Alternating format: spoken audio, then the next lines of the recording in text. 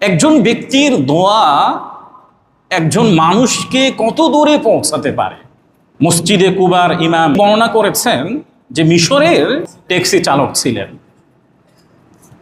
একদিন তার ট্যাক্সির পিছনের সিটে একজন বৃদ্ধ এবং বৃদ্ধা বসেছে, আর সামনের সিটে বসেছেন একজোড়া নবদম্পতি। চালক যিনি ছিলেন, পিছনে যারা আছে তিনি দেখলেন যে তাদের একটু কষ্ট হচ্ছে, এই জন্য তিনি গাড়ি থামিয়ে নবদম্পতিকে অনুরোধ করলেন যে তোমরা যদি একটু কষ্ট করে পিছনে বসো, তাহলে পিছনের সিটে বৃদ্ধ বৃদ্ধা আছেন, তারা যদি সামনে আসেন তাদের জন্য একটু আরাম হয়। অনুরোধ করার পরে নবদম্পতি পিছনে গেলেন এবং বৃদ্ধ এবং বৃদ্ধা তারা সামনে আসলেন। সামনে আসার পরে তাদের মধ্যে একটা স্বস্তি ফিল কাজ করেছে, তারা একটু প্রশান্তি অনুভব করলেন।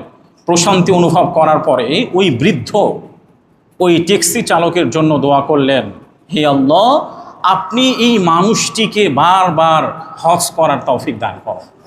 মসজিদে কুবার ইমাম বলেছেন এই ট্যাক্সি চালক 32 বার হজ সম্পাদন করেছেন।